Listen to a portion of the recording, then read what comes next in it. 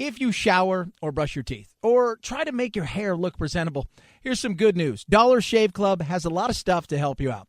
Dollar Shave Club delivers everything you need to look, feel, and smell your best. Shampoo, conditioner, body wash, toothpaste, hair gel, even a wipe that leaves your tush feeling tingly clean.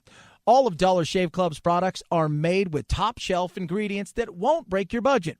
You'll feel the difference. Plus, shipping is free with your membership. And here's a great way to try a bunch of Dollar Shave Club's products for just $5. You can get their Daily Essential Starter Set. It comes with Body Cleanser, One Wipe Charlie's, their amazing butt wipes, and their world-famous shave butter. And their best razor, the 6-Blade Executive. Keep the blades coming for a few more bucks a month and add in a shampoo, toothpaste, or anything else you need. Check it all out at dollarshaveclub.com/Chad. That's dollarshaveclub.com/Chad.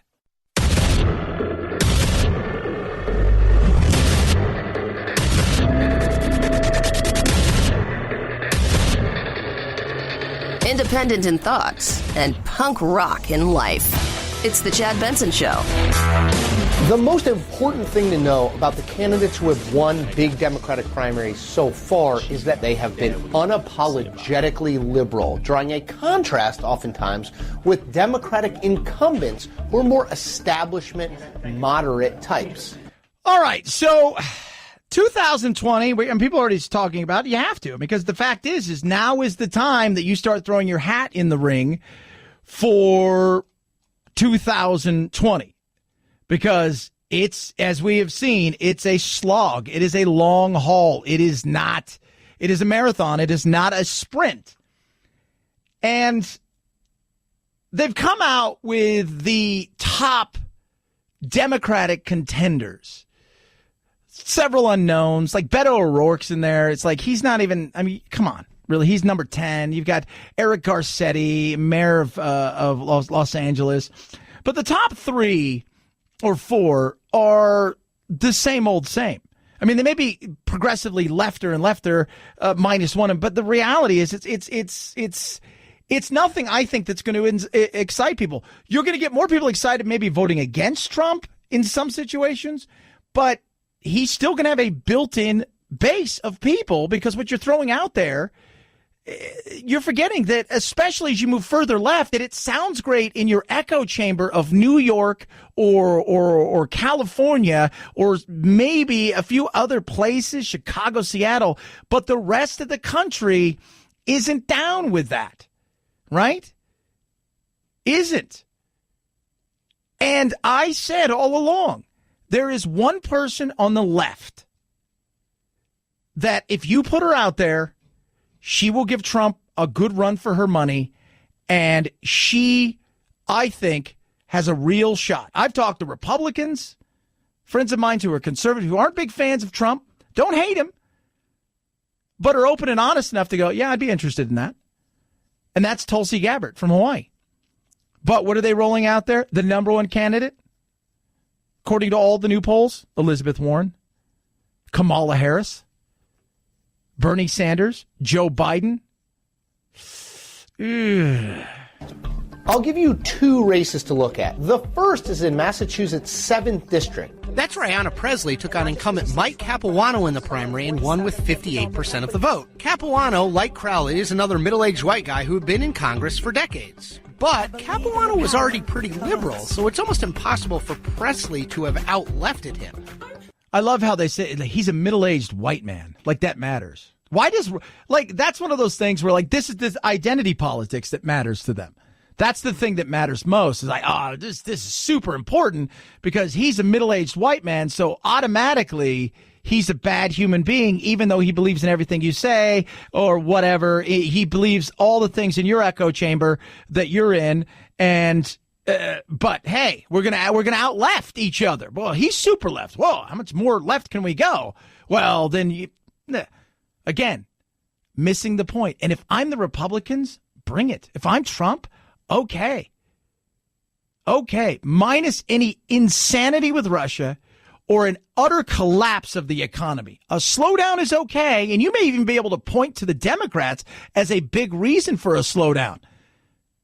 But if this is what you're bringing to the game, if he wants to run again, and I say a big if, because with Trump, you never know. I mean, he's already talking, he's already campaigning and doing the things, but still, it's Trump. You never know. If this is what you're rolling out, I think he welcomes it all day long. Her win shows that voters in that district were looking for someone young, fresh, more diverse, and an activist liberal willing to take the fight to President Trump. Okay, so that's what they want, an activist liberal. You just don't want a person that's I look for a politician, and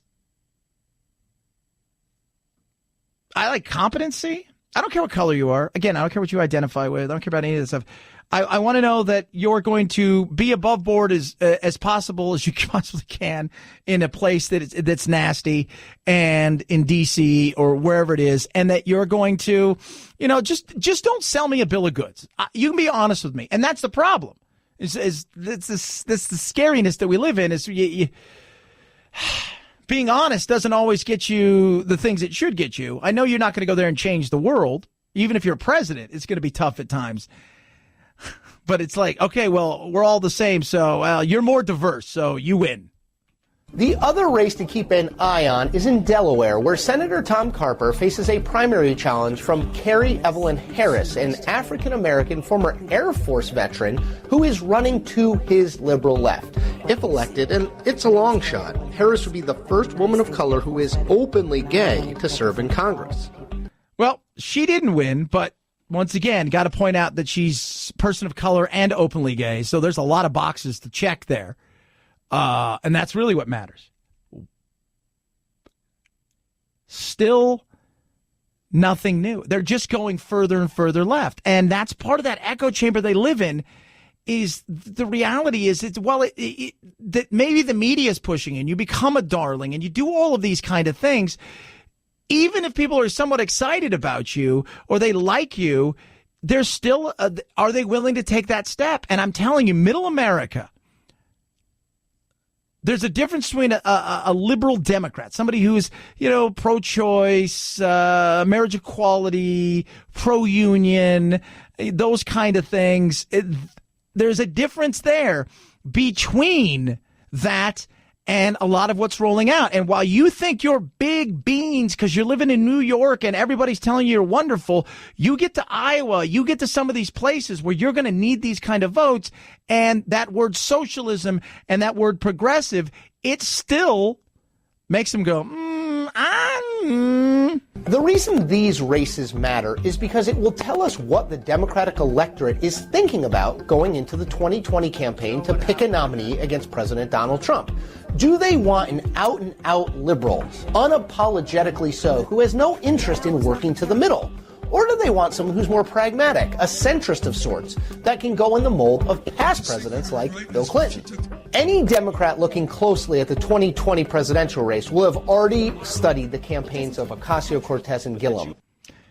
Well, first of all, Gillum, who is leading in Florida, by the way, but he may win and lose at the same time because, for those of you who don't know, he's also under investigation federally for corruption and stuff like that. But take all of that away. This is going to be important of where they want to go. Is it this now Elizabeth Warren's party? Is it now Bernie's party? Is it now Elizabeth Warren's in the lead? Partly because while she talks a lot like Bernie, she still identifies as a Democrat. And like it or not, people out there on the left, socialism is a scary word, no matter how you try to spin it.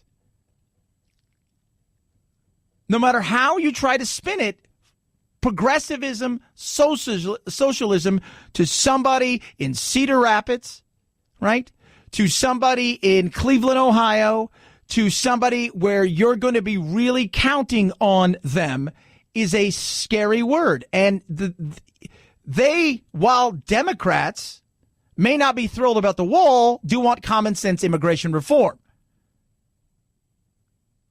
They don't look at ICE as an enemy, may not be thrilled by ICE, but they recognize there's a place for an organization, an agency like ICE that needs not let's abolish ICE, let's get rid of this. That's what they're looking at.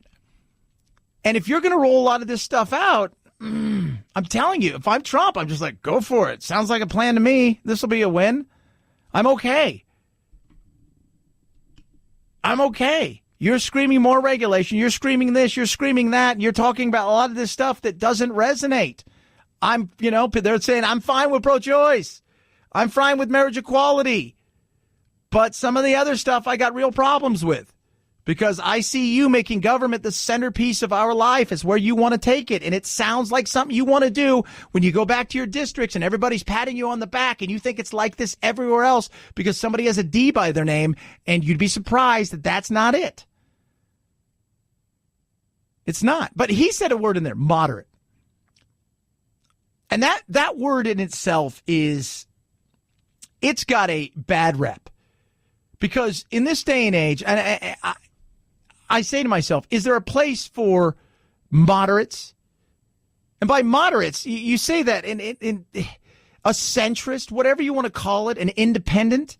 I think there absolutely is. 100% there is. But it's who is that person that's going to lead the way? Is there a place like that? Yes, 100%. And being a moderate is not a bad thing. And the way they make it sound is if you're apathetic or you just want everybody to like you. No, I don't care if people like me. Right? I'm going to give you my opinion. And because I went one way on a subject that you go another way, there's 10 things. I went your way 6 times. I went another way 4 times. You hate me. Oh, you're a moderate. No, I'm an independent free thinker. I approach everything as a singular issue to look at. It's tough out there. It is. But if you're going to build something, right, if you're going to build something now and you're going to be somewhat of a moderate, let me tell you how you do it. Cult of personality. You've got to be big. You've got to be bold. You've got to be strong. Trump won for a lot of reasons. One of them was cult of personality. He walked into the room and he owned it. Jeb Bush, like a deer in headlights who didn't want to be there. John Kasich, who I like I voted for John Kasich. I knew he wasn't going to win, partly because he's a floppy fish. He is, right? He's just, He's a moderate. Well, if he was big, if he was bold, if he was loud, he was in your face, even though he was moderate, it's his personality that grabs you. He can make you think. That wins a lot. And in a day of reality television, and in a day of where we look at cult of personality in a much bigger way, and that every human being is building a brand and doing all of these things, if you can capture with your personality the message behind it, that it will resonate more with people. It will. And that is vitally important. Absolutely. So being somebody who can look at both sides of the aisle and then take a stand, because this is the thing. This is where moderates in many ways are far more extreme or centrist or whatever you want to call independent thinkers, because people who are willing to take a stand and to go against against something, 1 minute you're over here in this camp, and the next minute you can also talk about this camp and be over here in this camp. You go and you're both enemy and friend at the same time. Unfortunately, in this tribalism, that is tough to do. But the only way that somebody can be out there in a way that can, I think, be able to really convey a message and to really get people to pay attention, if you're a centrist, a moderate, a libertarian, an independent, whatever it is, where you can look at both sides and understand both sides of the aisle and have differing point of views on some things, the only way to do that is if your personality is big enough to overcome stuff. And that's going to be vitally important. And I look out there and I don't see anybody's personality. Tell you what, like Trump or hate Trump, right? I will say Obama gives a speech that is great. Trump can command an audience. There's a difference there. There is. One is a great orator. The other is a great performer. There is a difference there. 323-538-2423 at Chad Benson Show is your Twitter. Chad Benson Show.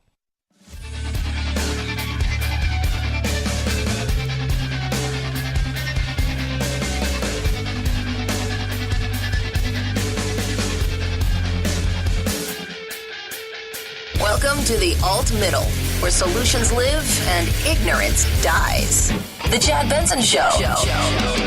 Nearly 9 hours after coming ashore here at Wilmington as a Category 1 hurricane, Florence has finally lost enough energy to be declared a tropical storm. It's taken all day and many miles to accomplish that.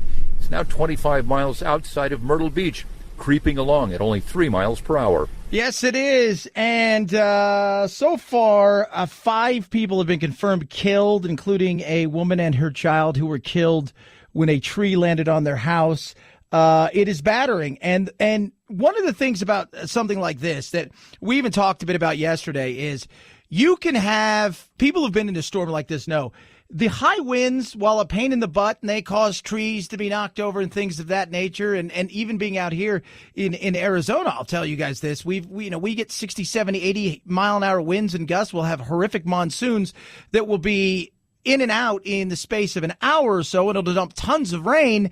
And that'll knock big, huge trees over. I mean, massive trees. It's a pain in the butt. The rain is worse. The rain is absolutely awful. So when that rain lands and the storm hits and it stalls and then it dumps a ton of rain, that's when real issues happen. You've got tons of power outages. It's going to be a mess there for the foreseeable coming weeks. And Godspeed to them out there. But I think taking what's happened recently and in light of all the stuff about Puerto Rico and everything like that, I think this will be a quicker, smoother cleanup. And on top of that, no matter how many times I say this, I don't think people understand. This is not a knock. This is not supporting the president. I mean, this is ridiculous. The BS crap world that we live in. The reality is who you have on the ground and the resources locally and the infrastructure they have is as much, if not a bigger help than even the feds coming in. And I think the Carolinas are going to come out of this in a better, albeit a very slow coming out process over the next couple weeks. They're going to come out of it just fine. 323-538-2423. At Chad Benson Show is your Twitter. Every day we bust out the urban word of the day. Feel free to send it to me. You can DM it straight to me, a direct message on Twitter or whatever you want to do. Facebook, you can send it straight to me.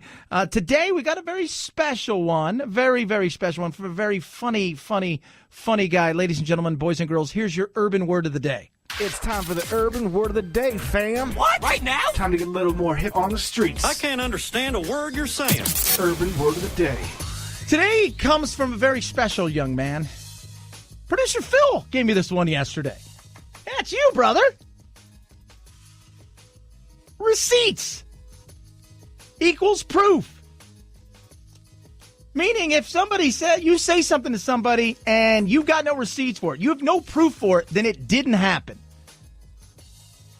You go out and say, guess what? I saw Bigfoot. They're like, you got receipts for that? They're like, no, but I saw it. Well, you got no receipts. You got no proof. What? Receipts is your urban word of the day. Thank you for saying that in dated urban slang so that I'll understand you. That there was the urban word of the day. We damn stretched your cranium. Oh, we're going to talk about the KKK and Thomas and the Tank Engine, plus some immigration as well. Straight ahead, Chad Benson Show.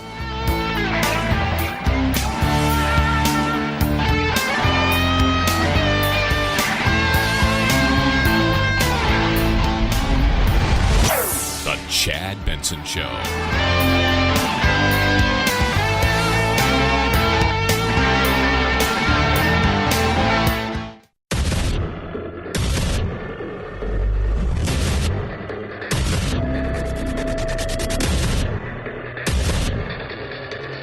Independent in thoughts and punk rock in life. It's the Chad Benson Show. You know, in this day and age, it's not what your message is that really matters much anymore. It's how loud you can scream. Is it outrageous? Everything in the middle could just be. The sandwich itself could be as bland as anything, as long as the two halves of the bread are insane. That's all that matters, right? And it doesn't matter what side it is. That's the message. Now, in fairness, before we head into our next story, Dana, I know, she's a colleague.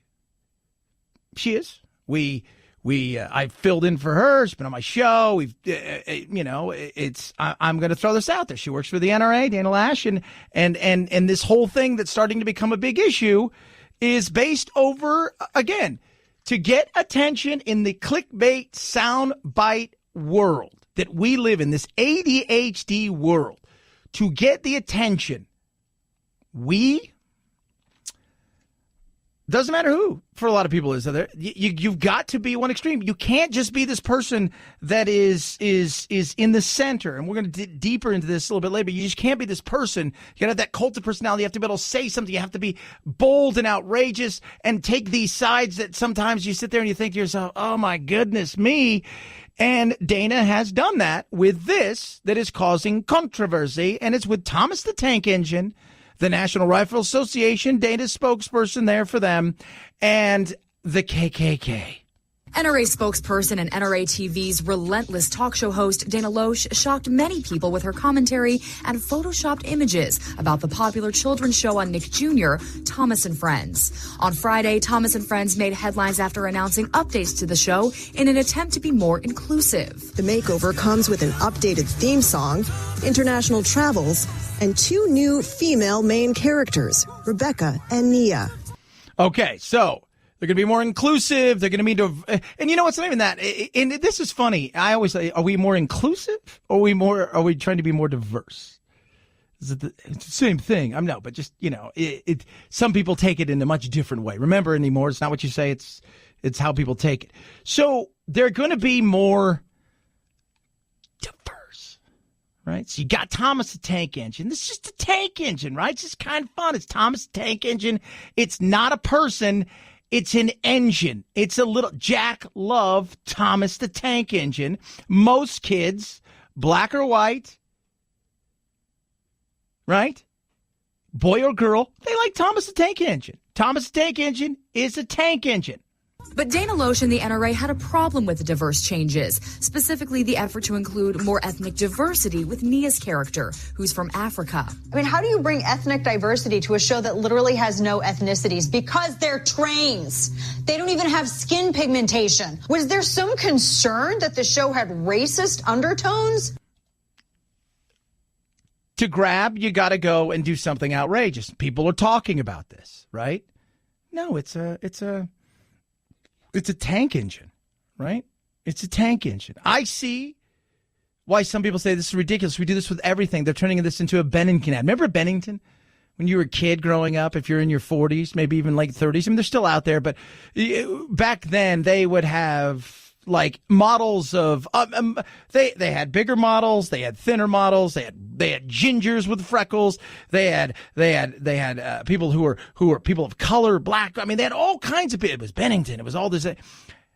Is that what this thing's going to become? Remember, it's about the outrage of it all, and also the lane that you're in. What is the audience you're playing to? If the audience is X, you play to that, right? I've talked to so many people in this business, and they'll come to me and we'll chat, and they'll say, I painted myself in a corner now. If I diverge from any of the things that I, maybe even find ridiculous, I get hammered for it by my audience, because my audience comes to me for a particular thing. I don't have the freedom to do what I once wanted to do. And now that's what it is. We find a lane, we stay in it, and we pick the lowest hanging fruit, and it's affirmation, not information, and it's about, at times, shock, because that's what it gets. Then the left will be outraged or the right will be outraged, and they go with it. I understand that. And media does it. Establishment media. Online personalities do it. I mean, it's about everybody, for all intents and purposes, has to be Milo anymore, even if you're a journalist or whatever, because it's about being a provocateur. Because in the age of noise and lights and sounds and 15 seconds of attention span, you have to be able to grab it quick. And that's kind of what, I think she went with this. Do I think it's ridiculous? Of course, on all sides. Loesch then displayed an image that shocked many viewers. Thomas and Friends wearing Ku Klux Klan hoods, mocking the show's diversity efforts. It was the white hoods and the burning train tracks. Okay, fine, fair point, fair, I get it. Yeah, she gets it. She gets it. I mean, she gets it. Like, you know, she was trying to be provocative, and that's what you have to do in this day and age. You have to do that, to grab a hold of an audience, to do that. And at times, you know what? We're here, you know, on my show, I'm going to be honest with you guys. I throw this out there. I'm as honest as you're going to get when it comes to this kind of stuff. There is no low-hanging fruit in my world.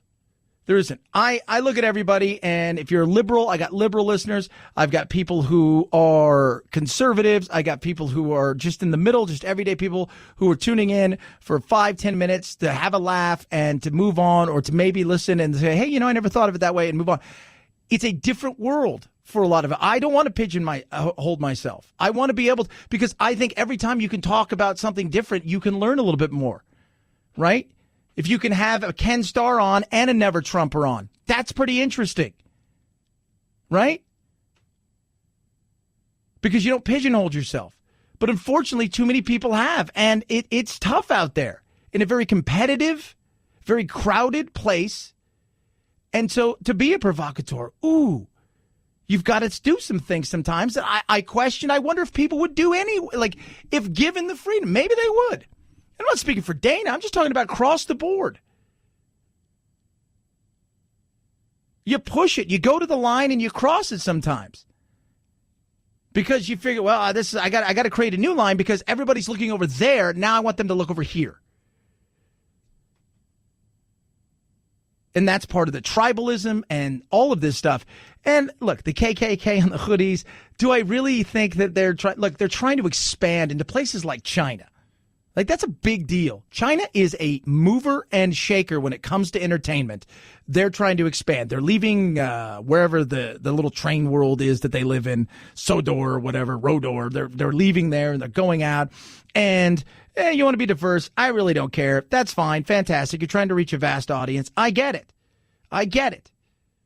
But when you see stories like this, or stories on the left where there's insanity, and you sit there and say, why would they say something like that? That's ridiculous. It's because it got your attention. And then other people start talking about it. And then it spreads like wildfire. I could come on here you know how easy it would be? I wouldn't even have to try. I could come on here every single day and say outrageous things and build a cult-like following in some ways that would have a limited area of which you could touch on.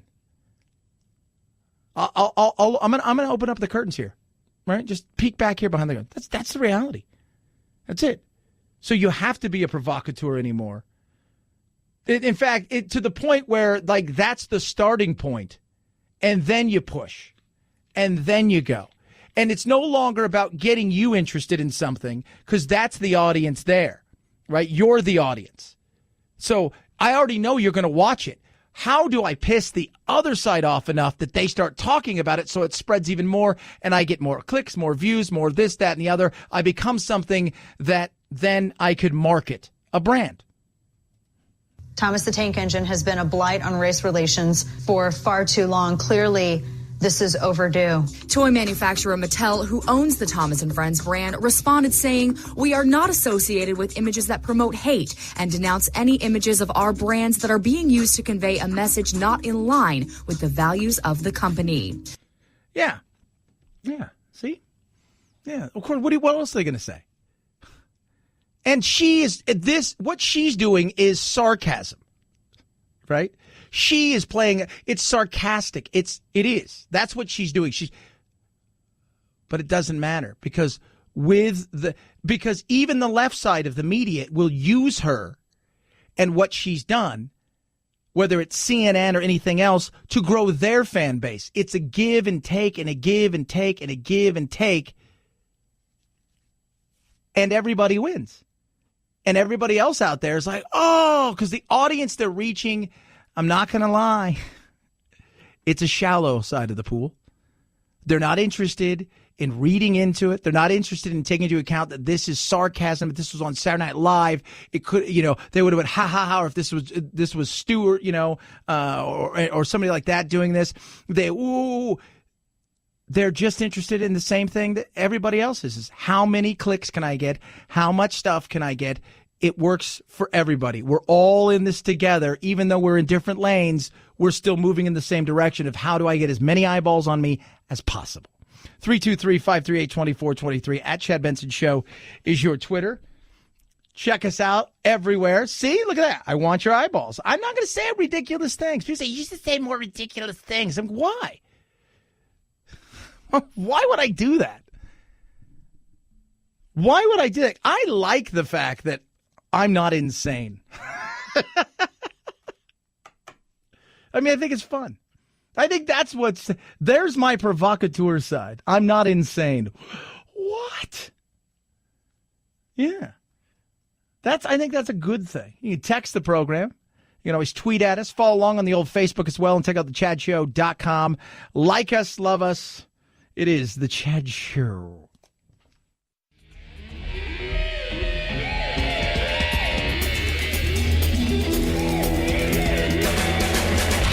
You go, boy. This isn't about right or left. This is just about right and wrong. Right you are, Chad. The Chad Benson Show. We have about 650,000 North Carolinians without power statewide. And the utility companies tell us that this number will keep rising. And they think it could be anywhere from 1 million to 2.5 million people that could eventually lose power. That's Governor Roy Cooper there. Florence is no longer a hurricane, now a tropical storm, and this is when the rains are it's going to be a deluge for the next foreseeable future, and that is going to cause the most damage. When you see these hurricane situations that take place, it is the amount of water dumped on a place that causes issues. That is the big thing, whether it was in Houston or in Florida, all over the place. That is what ends up happening. It is that amount of water that is able to do that kind of damage. That's what the property damage. I got a buddy out there who is, he's storm chasing. He's outside of North Carolina there in an RV, and the minute it passes through, they will then go in there and start to help people put their life back together. But it is it is going to be a few days, and even producer Phil out there in Arlington, Virginia, you guys are expecting, is it already happening, the rain? Has it hit?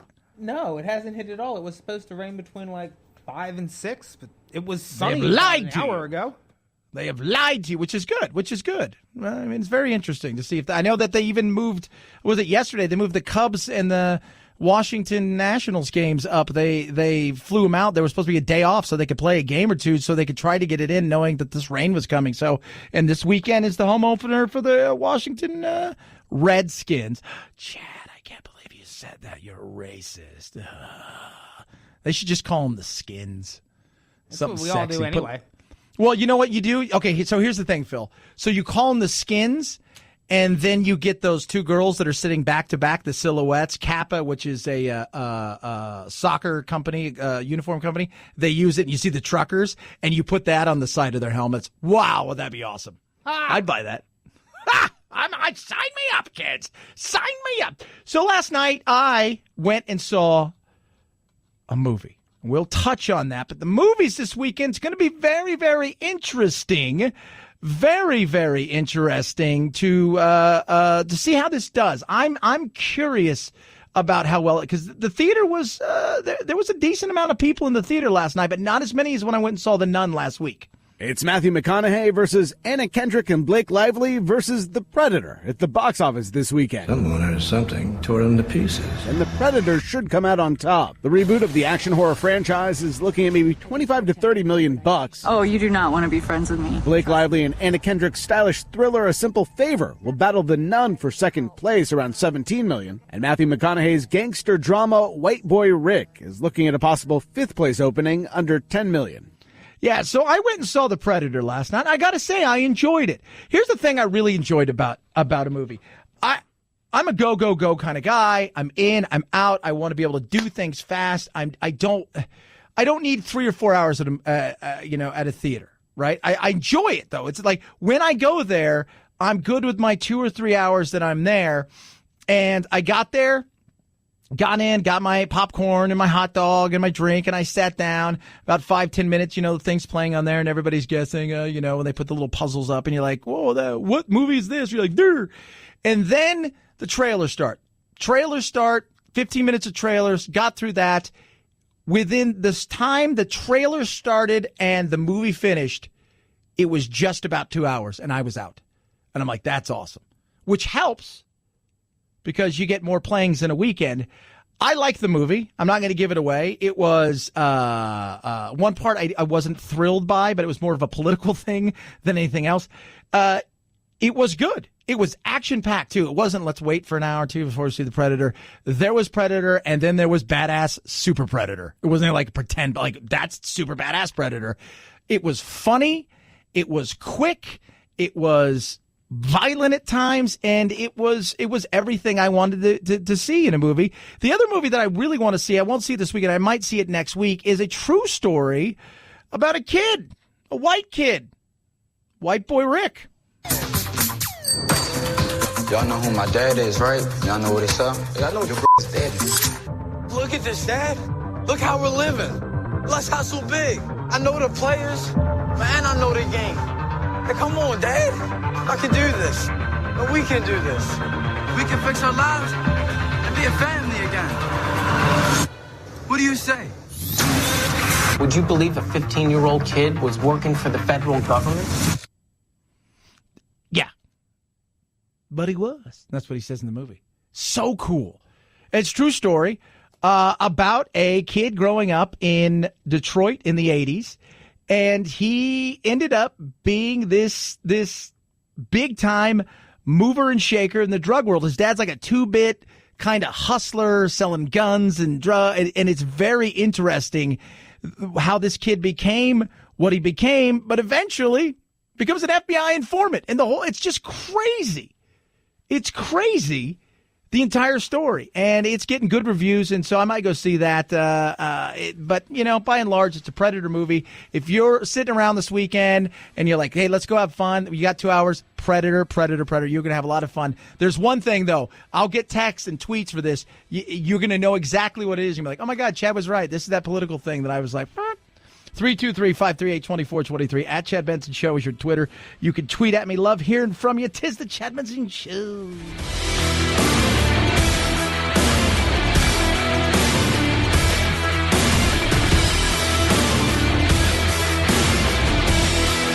This is the Chad Benson Show.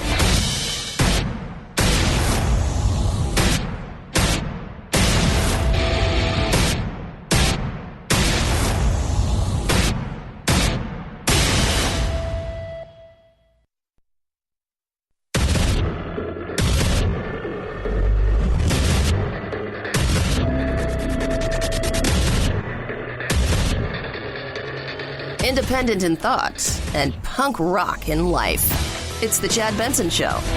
Nearly 9 hours after coming ashore here at Wilmington as a Category 1 hurricane, Florence has finally lost enough energy to be declared a tropical storm. It's taken all day and many miles to accomplish that. It's now 25 miles outside of Myrtle Beach, creeping along at only 3 miles per hour. Yeah, it's ugly, it's nasty, and it's going to dump a lot of rain. There's going to be a lot of it's going to be one of those things. 5 people have died, and that is absolutely awful. But at the same time, the good news is it isn't going to, minus the inconvenience, and it will be an inconvenience. Anybody who's been through something like it is going to be a nightmare and an inconvenience for the next couple of weeks. The worst part of the winds and stuff are done. Now comes the nasty part of the ridiculous amounts of rain it's going to dump in the next 24 to 48 hours because it's slowed down a little bit. It's ugly. It's horrible. It's not the storm of the century, though. That's the fun. I even saw that today. And this is my favorite thing. Phil, if you're watching CNN, it looks like Les Nessman has a helmet on. Am I right? Did that look like Les Nessman with a helmet on? Yeah, it did. Oh, goodness me. So it didn't quite become the storm of the century. And that's what it was. It's been nonstop. The coverage of this. I was saying today that I'm coming from California, where I spent a majority of my life. If there was an earthquake that was big like the Northridge quake or the Bay Area earthquake from '89, if there was an earthquake that big, I've been curious about the kind of coverage that we would have. This is just nonstop. And I think one of the reasons is, first of all, how big of this coverage would have been if it was Obama? That's a question I think it's fair to ask. You know, is this now called because of global warming? You're going to hear that. This is all because of global warming, and it's just nonstop. And it's going to be Trump's fault at some point in time, and everything's going to be measured, you know, how Trump it doesn't matter. If FEMA fails, if the people on the ground fail, it's going to be Trump's fault, and that's part of being the head honcho. This is the thing that's going to happen to you. It's just it is very interesting because. CNN sent everybody there, right, Phil? Minus, you know, the cameraman and the one lady with the blonde hair. Everybody's there. Yeah, it looks like it. Yeah. So, and yesterday I saw this could be the storm of a lifetime. Not so much. Not so. Total nightmare, disaster for sure. 100%. The storm of a lifetime. It's interesting. We'll see what happens. But the good news, it looks like as far as the winds and the nastiness that comes with the rain, looks like to have subsided to the point where while it's you know, in the gusts from 30 to 70 miles an hour, it is not a 120 mile an hour gust anymore or a continuous wind. So that is good news. 323-538-2423 at Chad Benson Show is your Twitter. You can tweet at me. You know, earlier I was talking, and I'm going to continue to talk about it. I posted something on the old Facebook and the YouTube and, you know, all the stuff that you got to do nowadays, which I don't mind doing. I love doing. I like it. I'm doing more and more videos. I enjoy it. You know, and I posted something about this victimhood mentality we have in America. I did it yesterday, and a lot of people shot back. Oh, you know, these people are victims here. And it is amazing when you interact with people, right? How they are when you talk about something like this. I'm so curious because of the way that they react. If you're always going to see yourself as a victim in something, doesn't matter what, sexism, racism, whatever, if you're always going to see yourself as that and that somebody else has something that you don't have, therefore they've got some sort of preferential treatment or whatever you want to call it, or they're preferred, if you will, to the universe over you, then you're always going to be that person that is a victim. And I'm amazed at the way that people act. But you're a victim. And everything that's ever going to happen, the thing about being a victim is it's built into you now to the point where you've got a built-in excuse for every failure you'll ever have in your life. It's a built-in excuse. Here it is. This is it. Coach didn't like me when I was in high school. I should be playing center field for the Yankees, right? Built-in excuse. Right there. Coach didn't like me. It's this, it's that, and I shake my head. I do. I don't buy it. The victimhood mentality in the country right now, the society that we live in right now, there is a victim mentality. I've been victimized by somebody. I'm sure, as I said in the video, I was like, I'm sure all of us at some point in time have had some sort of thing happen to them where they have been a victim. Some it's awful, some it's nah. And some people have victimized people. Sometimes they didn't know they were doing something, and other times it was blatant. And that's most of us as human beings in some way, shape, or form. But to live in that moment, you're never going to advance. You're never going to move forward. Ever. Stop with the built-in excuses. When somebody says like, because of this, and my answer after that is this. But you don't understand. And I don't care. What are you doing about whatever it is now? What are you doing about whatever it is now? And the anger that people have, because a lot of it is because you're calling them on their BS. You're calling people on their BS. You know, I hear it all the time. Well, the rich get richer, the poor get poorer. I can't do something because I'm black. I can't do something because I'm a woman. I can't do something because I'm this. I can't do something because I'm that. And you're like, well, I see other people that are doing things, but they got something. And even if it's somebody who came from, it doesn't matter what, it came from their neighborhood, it came from this, it came from that, whatever it is, right? And you say, well, so-and-so's doing it. Why can't you? Well, they got this. They'll find an excuse because they want to be victims. They want to be victims. And I'm just curious about, like, the human nature side of things. I'm always curious about stuff like this. Like, why do you want to be a victim so bad? And part of it is because we as a society have allowed everybody to be victims. We've allowed everybody to be some sort of marginalized group so they can be victims. And we've told everybody else that they're oppressors or they're victims or whatever. You know, you're an individual human being. You are. It may be harder for you to go from point A to point B, but it's not impossible. Right? It's not. If you're real with yourself, it's not impossible. You want to lose 50 pounds? I can't because, and that's the thing that amazes me. But part of it is society. Society's allowed everybody to have no personal responsibility in any of the actions and allowed people to be victims, and courted this victimhood world, have said, hey, you're all victims. So-and-so is this because you have been victimized by him or her or the man or the establishment or whatever. And I'm always amazed. I really am. It's crazy. And yesterday, when I did the little video, and I tried to do a few of them a day, it was funny to see the tweets, the direct messages at me, and all of these things that everybody had. They start out with, let me tell you why I'm a victim, why I can't do the things I want to do. And if you answer back, and there is no, unless you're going to say, well, I get, and what? This is why I can't do it. No, it's not. You can't do it because to get from point A to point B. And people send me stuff. Well, Chad, look where you are. Look at who you are. Look at where you are. Do you think I showed up here again? Just, hey, here I am. Give me a talk show and just everybody get out of the way. I was doing other things.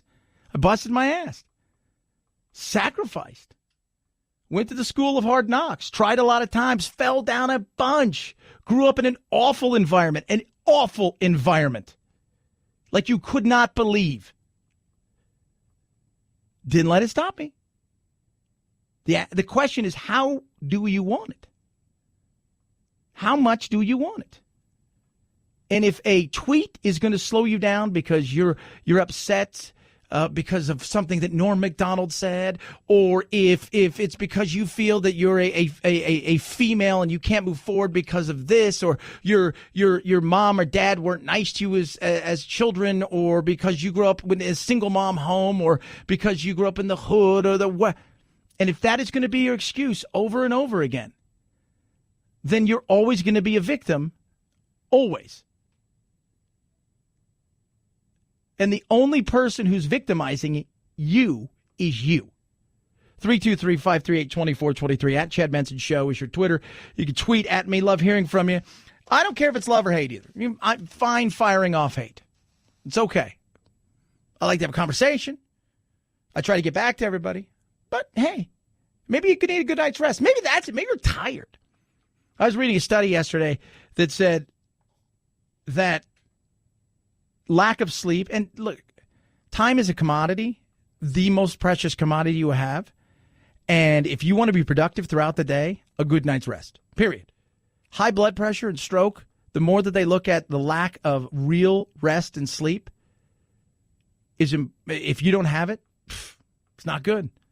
It is not good. So MyPillow is great. I've got my MyPillow. I'm traveling this weekend. I've got my MyPillow. I'm ready to go. I've got my travel go anywhere pillow. Right now, what they're doing is they're doing a buy one get one free. Now MyPillow is great. I rave about it. Small little things can go a long way in changing your sleep and how you feel. All of these things. Try it. You're going to love it. 100% machine washable and dryable. Made in the USA. Backed by a 10-year warranty. Call 800-944-4975 or go to mypillow.com. Use promo code Benson, BENSON. 2 pillows for the price of one from MyPillow. 800-944-4975 or visit mypillow.com. Use promo code Benson. At Chad Benson Show is your Twitter. CHADBENSON. It's the Chad Benson Show.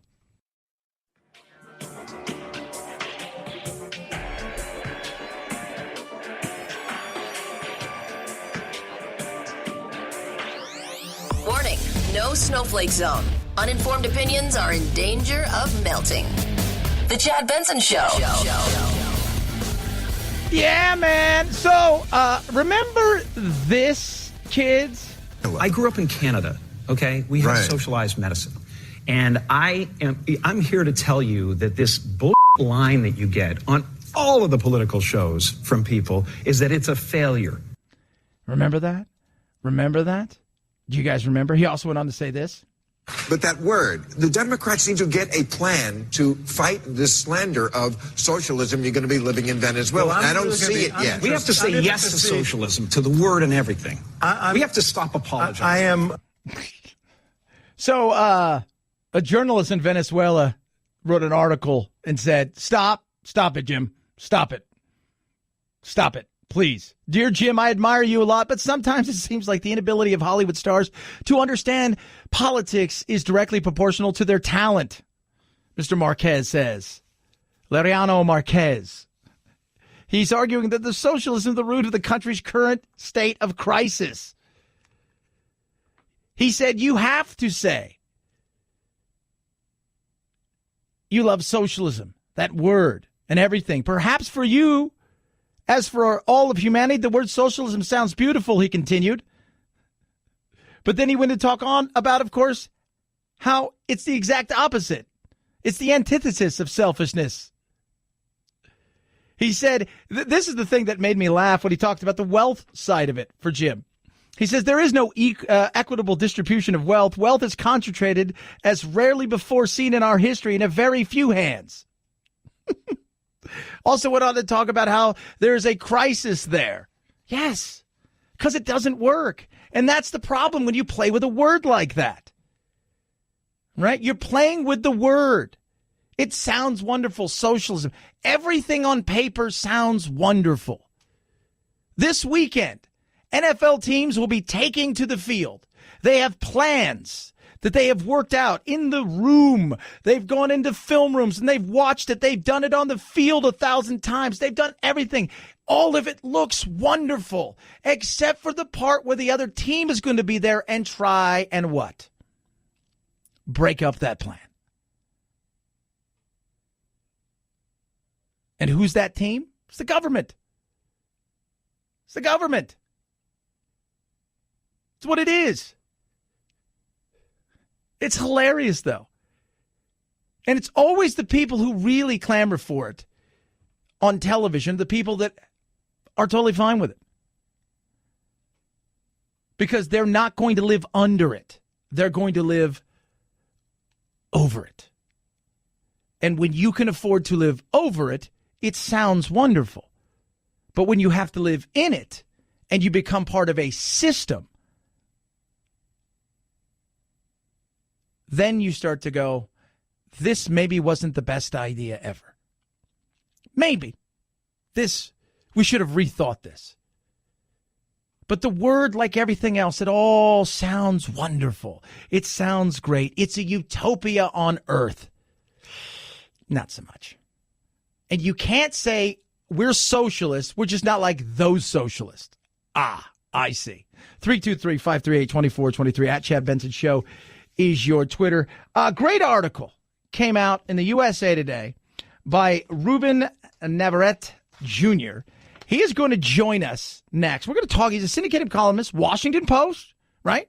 WAPO, contributor to USA Today, and he's got a great article, said, I'd welcome Donald Trump's impeachment, but he has gotten these 20 things right. Very interesting article. He's getting hammered by both sides of the aisle. That's why I want to have him on. I want to talk about that. How dare you say some stuff that's truthful? I'm not a big fan of impeachment. I don't think it's good for the country. But he did get some stuff right, even though he drives me crazy. He joins us straight ahead. Chad Benson Show.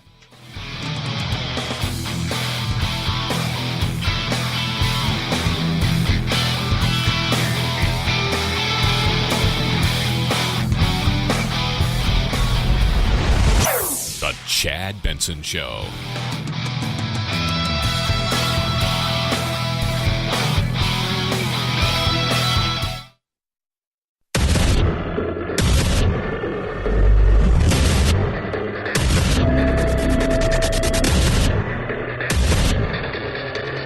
Independent in thoughts and punk rock in life. It's the Chad Benson Show. You know what's funny in this day and age that we live in?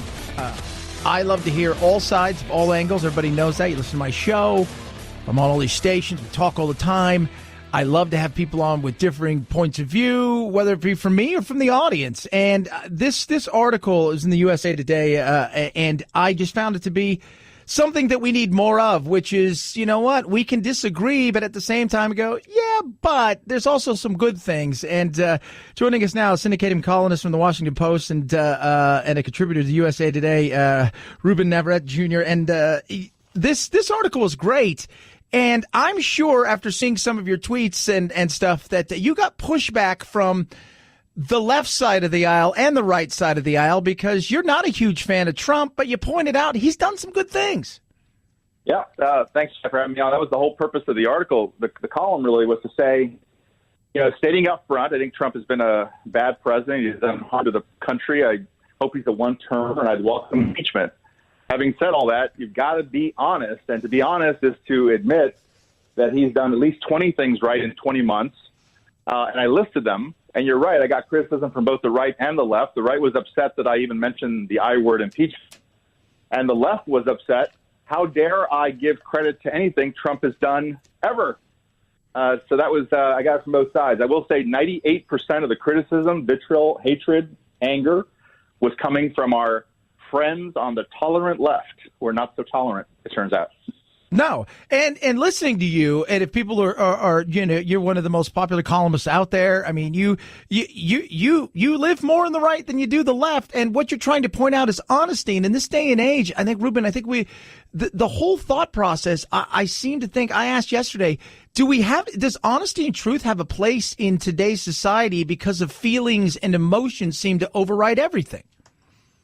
Yeah, absolutely. Feelings and emotion and bias and closed-mindedness. The very fact that even if you're a Democrat who agrees with something Trump has said, you're likely to shrug it off and say, well, any person would have done that. Any president would have done that. I had one angry Democrat say on Twitter, and this stuck in my mind, he said, I would take the 20 things that Ruben has mentioned and divide into three camps. These 20 positive things that Ruben cites. And the first group is just Ruben's flat out wrong. What he says is a positive is really a negative. Like they said, well, I had said, for instance, let's applaud Trump for moving the U.S. embassy in Israel to Jerusalem, because should the country have the right, as all countries do, to decide which is their capital, what's their capital? So, yes, that person said, well, that's wrong. It's a bad move. It's not a positive.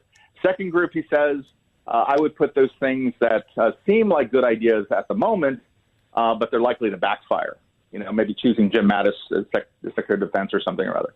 He goes, and in the third group, he says, I would pick the things that I agree with that Trump has done, like starting a conversation on the opioid crisis, which is on my list. But, any president would have done that. So here you have a guy who goes out of his way, bends over backwards, really works up a sweat to deny Trump any credit at all. It's really striking that that's where we've arrived.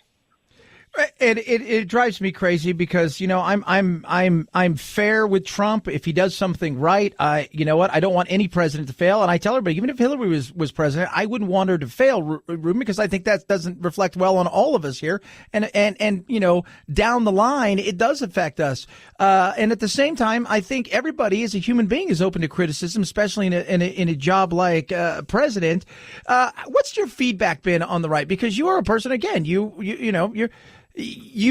conservative, and at the same time you're honest. And when it comes to Trump supporters, they're a lot of them are sycophants for Trump. So I'm a conservative and I'm a liberal, and I'm neither. And if you listen to the folks who are angry with me on the left on any given day, they get angry and call me a conservative. And I guess I became a conservative because I like beating up on Democrats like Barack Obama and Hillary Clinton, because they're so much fun to beat up on. But then, on the other hand, I've been called a liberal by conservatives because I'll do things like call out racism in the Trump administration and other things. So, you're not going to win either way. Folks are going to think you're one thing or another. But to your point about where we are and the fact that, if you're a president, you're going to make lots of decisions. Some are going to be popular and unpopular. I think there's a great column to be done from somebody who says, you know what, I supported Trump and I still support Trump and I'm ready to reelect Trump. However, let me list 20 things that I think he's done wrong that don't get in the way of me supporting him, but I'm not blind. And one of them, for instance, tell me again how you can be a pro-economic policy fiscal conservative and think it's a good idea to impose tariffs in our trade policy. You cannot support Milton Friedman, Ronald Reagan, and Donald Trump in the same economic universe. So I think if people were honest, it would be like getting a bunch of Democrats together to say, I'm a Democrat, I'm going to vote for Hillary. Now let me list 20 things that she does wrong, 20 ways in which she's a flawed candidate. We don't do that, Chad. Nobody has that conversation on either right or left. No, and that's what we try to do here on our show. I mean, I joke, but the reality is we're the alt middle. I can look at each individual situation and say, I can say, hey, this is the reality of this. And I can look over here and say it. And I know I'm doing something wrong when both sides are yelling at me. And I can be talking about one subject and both sides are mad at me. And I think I've touched a chord with somebody, and that's good. We're talking to Ruben Navarrette Jr., Cinematic columnist from the Washington Post and a contributor to USA Today. When you're out there and you're talking to people and you're doing things and you're writing your stuff, I sit here and I've read your stuff and I love the stuff that you do. It is interesting because as a journalist, you're out there. I'm a talking head, but you're a journalist. How frustrated do you get with journalism nowadays when you see it, when it's become such a very much it's more advocates than journalism. It's more opinions passed off as journalism. How frustrated are you? Right. It brings back to mind a column I did last year that was another list. My brain, I guess, works in lists. And it was 10 things that the media has done wrong, 10 mistakes journalists have made that got us into this credibility gap with our readers. And the reason that readers don't trust us and they don't like us and they don't think we're credible, they don't believe us, is not just because, as you hear on the left and as you hear among media folks, because Donald Trump is out there talking about fake news every 10 minutes. No, it's more complicated than that. And there are things that we did wrong. And one is we're advocates, we push an agenda, we have gotten into the arena. We used to be referees, now we're actually in the arena as participants, as combatants. We've let our bias show. We, have short-circuited the other side. We don't believe in giving credit where credit's due. There's lots of things we've done to hurt ourselves. And I think that it's very frustrating for me. I've been a journalist for 30 years. I started off, ironically, hosting radio shows in Los Angeles. I've hosted in 5 different markets. I love the radio medium. Obviously, I'm very comfortable in it.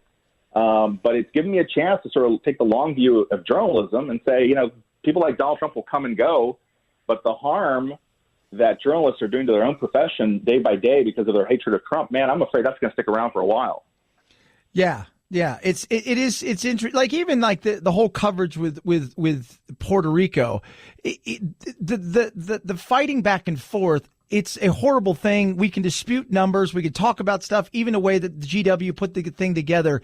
But it just feels like you're trying to make a point, journalism, rather than trying to report on something. And the point was Trump's a horrible person. And the frustration, that's what people feel like. It's so disingenuous because they can see through the fact that there's a reason you're doing this, and it has nothing to do with information. Yeah, and the other part of that is even more dangerous. I have less of a problem. If you want to make the argument that Trump's a horrible person, that's fine. If you're Joe and Mika and you're on, Morning Joe and you're anti-Trump all the time and you want to make that argument that Trump's a horrible person, fine. But don't flip the coin over and make the other argument, the adjoining argument, which is that you are not horrible people, that you do not find the same kind of abuses, the same kind of mistakes, the same kind of neglect of voters on the Democratic side of the aisle. If you want to make the argument, for instance, as a white Democrat, that all the racists are in the Republican Party, you're going to have trouble because there are lots of racism and there's lots of racism in the Democratic Party. We can point out those cases. Take a look at how Bill and Hillary Clinton ran against Barack Obama in 2008 and the racism that the Clintons, unleashed on Barack Obama back in the day. So that's the part that I get frustrated with. It's not so much that you're criticizing Trump as a bad person. Implicitly, you want me to believe that you're as pure as a driven snow, that you're a good person. And I won't go there. Yeah. Yeah, absolutely. Talking to Ruben Navarrette Jr., who's a syndicated columnist from the Washington Post. So here you are writing for the Washington Post. And as we all know, I mean, you look at the papers, whether I call it, everybody says, it's the mainstream media. I call it the establishment media. They've been around for a while. The LA Times, the Washington Post, the New York Times, it's left leaning. When you're out there doing your things, if you felt that you were pro-Trump, do you think you'd get a lot more pushback from WAPO? Oh, in a weird way, actually, if you were pro-Trump, and I'm not, but if I were pro-Trump, I would be doing much better right now at WAPO. My column would be selling like hotcakes. And here's why. It's the market. It's the way the market works, right? You've got 100 people selling lemonade and one person is selling orange juice. Okay, there's a lot of competition on the lemonade side. I'll have some orange juice. Likewise, 98%, I'm told by the salespeople in my company and other companies, 98% of the columnists in America are writing anti-Trump stuff. The 2% of columnists who are out there writing pro-Trump stuff, those are becoming hot tickets. People are trying to grab them up. So if I was only trying to sell papers and sell my column and get my column into as many papers as possible, after 17 years in syndication, I would start writing pro-Trump stuff tomorrow and not stop. Now, I won't do that, and I haven't done that, but that puts me in the 98th percentile, and it's really hard to distinguish yourself. So it just sort of makes sense. I mean, it's supply and demand. It's about where all those minds are going. And clearly there's a great appetite out there for more fair, balanced coverage of Trump. When you talk to your fellow journalists who they have to know, right, that they're advocating and they've stopped being journalists and they're more opinion heads, but they design it as journalists. Do they understand that, or do they feel like the ends justify the mean and this is the way it's become? It's the latter. Van Jones said, and he's not a journalist, but he said as a former White House advisor on CNN, he's a CNN contributor, he said, everything's different now. The rules have gone out the window in terms of, he meant it in terms of why it is that former President Obama could break the rules and tradition and criticize his successor. Well, that's never been done before. Well, he said the rules are out the window because, it's a whole new game. Donald Trump has changed the rules, ergo we get to change the rules too. Journalists take the same view. They feel like Donald Trump has broken and changed all the rules. So everything we learn in journalism school, everything we learn as a beat reporter goes out the window. And I see people at the New York Times doing things every single day that I would have been fired for when I was a cub reporter, a baby reporter at the Arizona Republic in Phoenix in the 90s.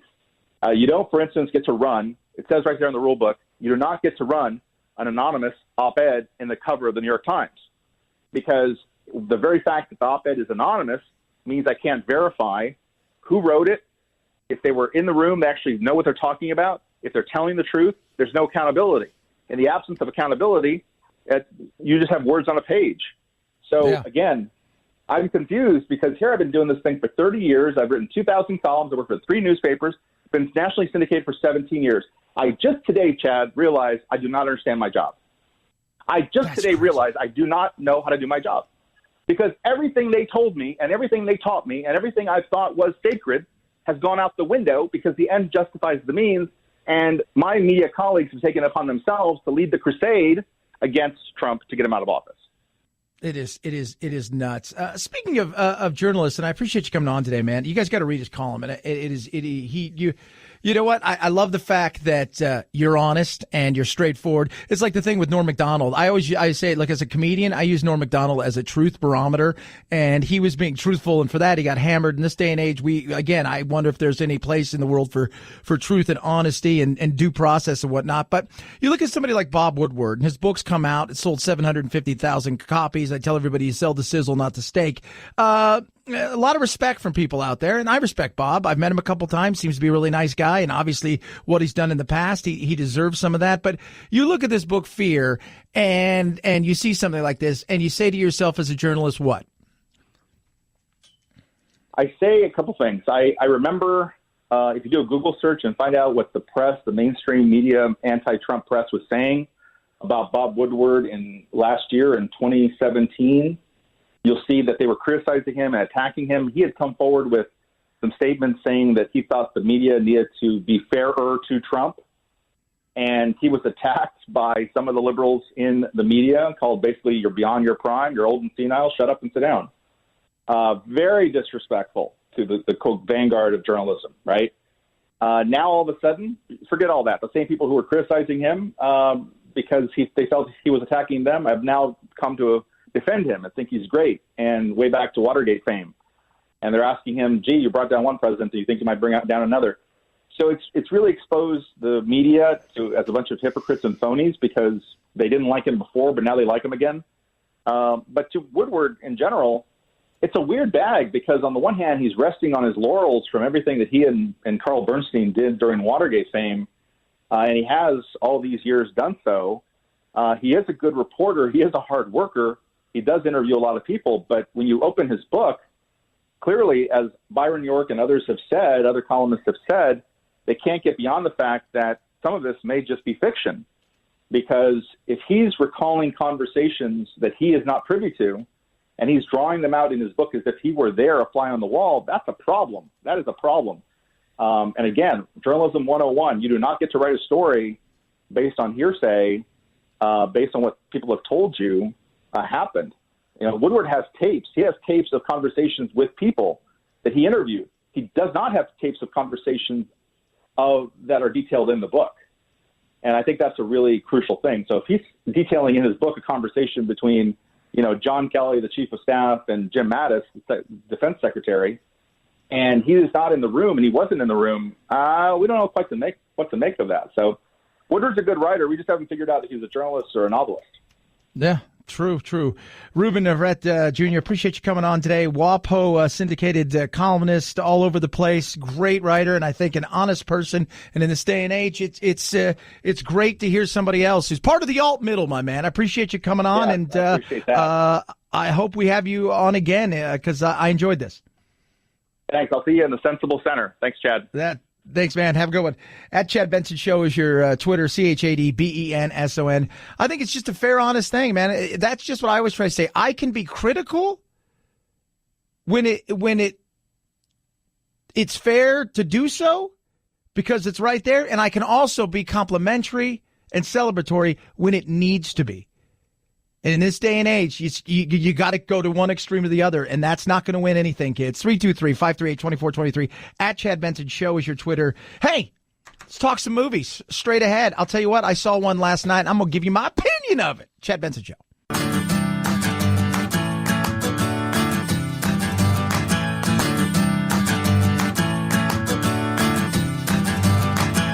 Running with scissors sounds great compared to this. Say what? I love listening to him talk, Ruben there. He's a straightforward kind of guy, and he's part of the alt middle. That's what we've been joking about. It's real. I'm telling you guys, it's real. Think about it for a second. If you're honest with yourself, can you be truthful in the world we live in today? It's crazy because a lot of people aren't. A lot of people aren't truthful. They have feelings in their mind that they don't really want to say because they're worried that other people won't like them. You got to put that aside. 323-538-2423. At Chad Benson Show is your Twitter. You can tweet at us. North Carolina still underwater, but they're already starting the recovery in some ways. A lot of stuff you can check out on the website, thechadshow.com. It is The Chad Show.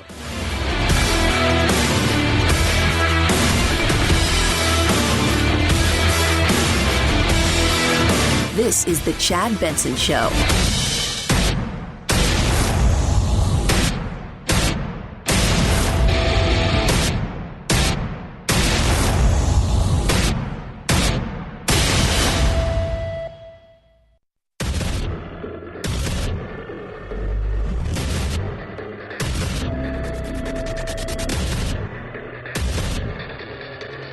Independent in thoughts and punk rock in life.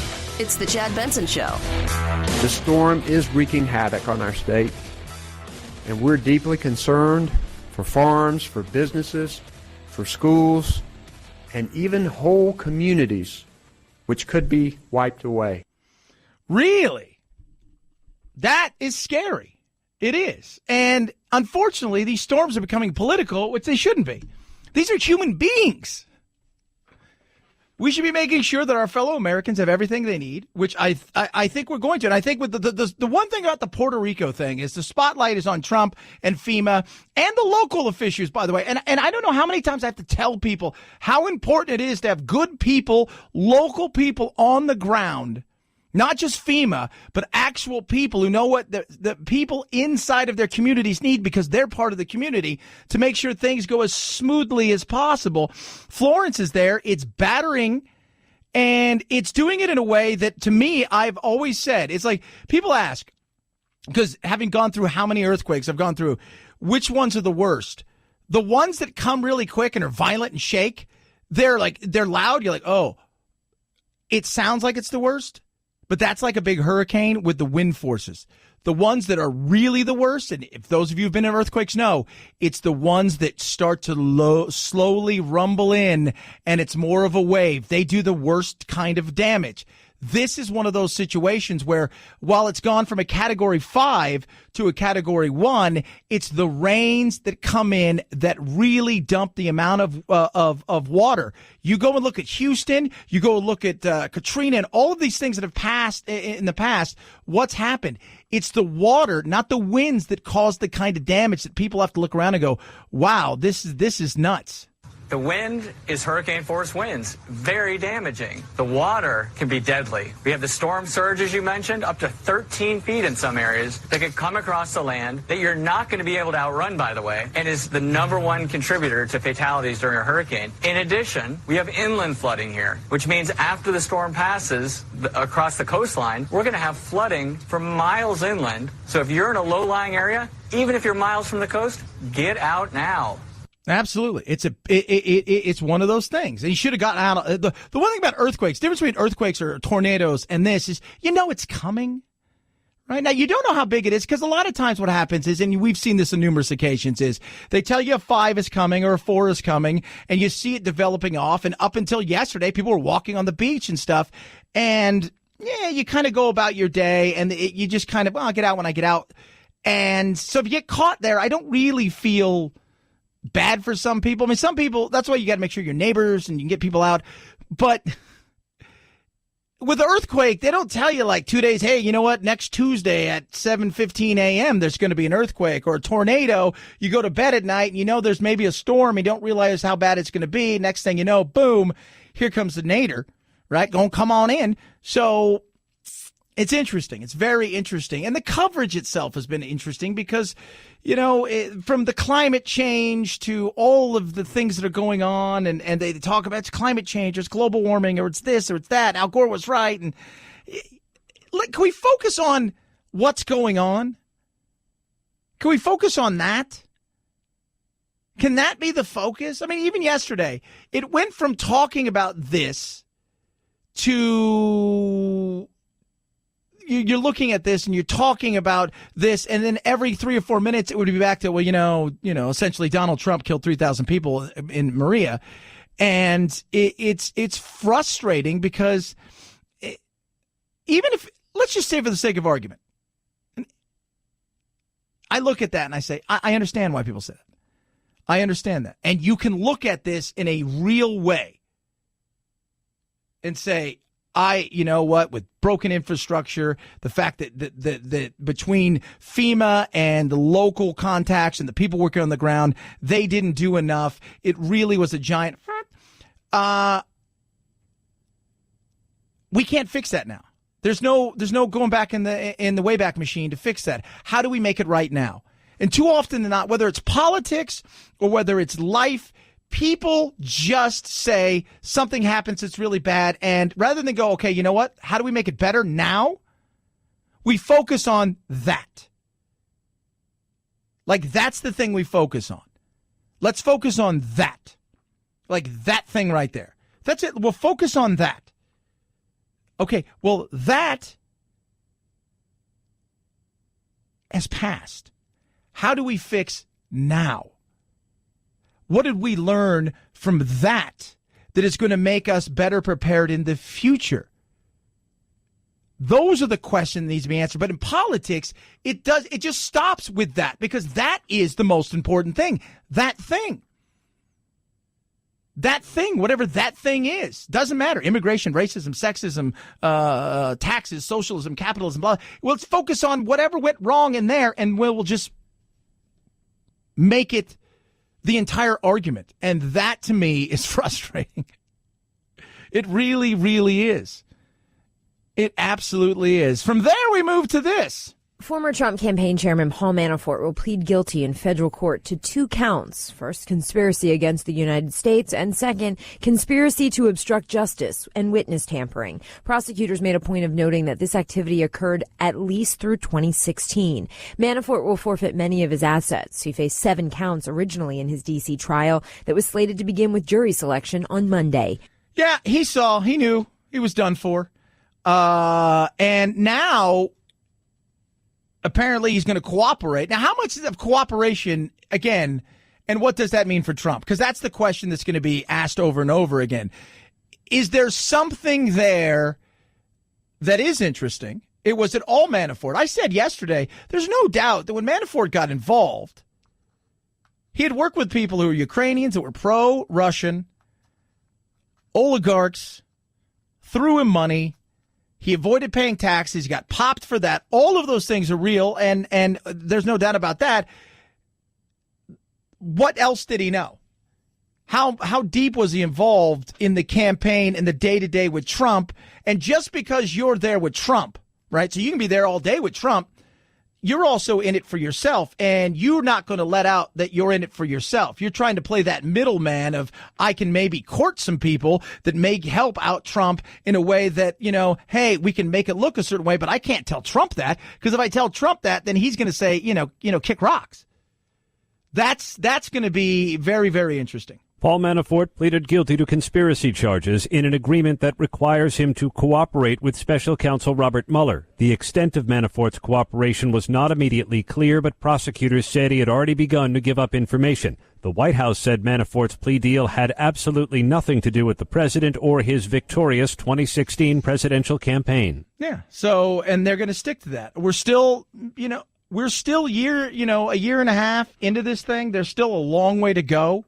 I said, I don't think that this is going to be done before the first of the year, and maybe longer. This may take longer and longer and longer than people realize. People want it done. Both sides want this thing done. The left wants it done because they want him to come out and say, I got you. The right wants it done because it's a witch hunt and the whole 9 yards. Most of America wants it done because either way, it's a cloud that's just hanging there. And can we just get it done? It's going to take its time. It's the course that it's running.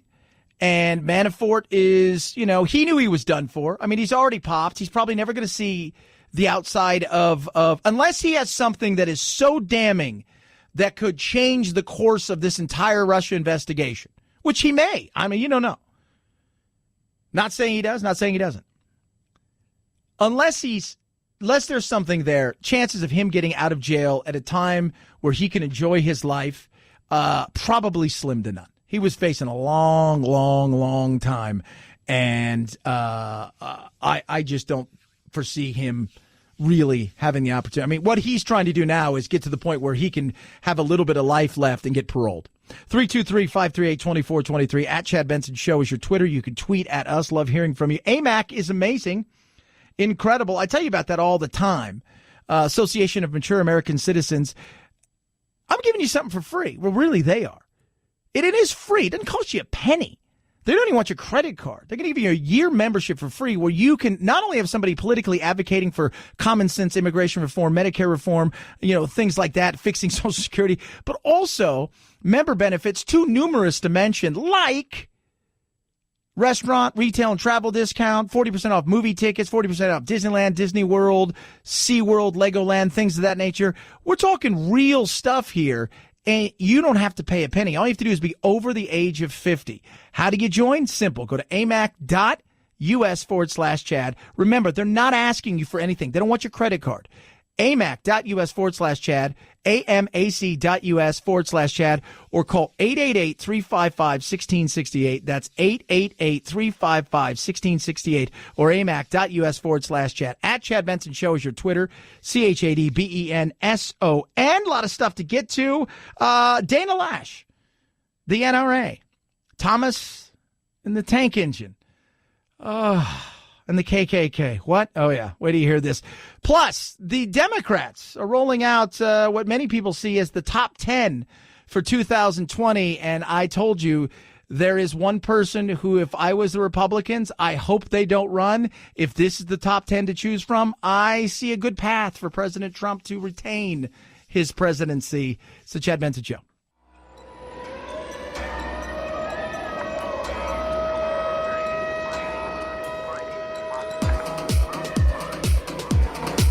Darn, that climate change. Batten down the hatches.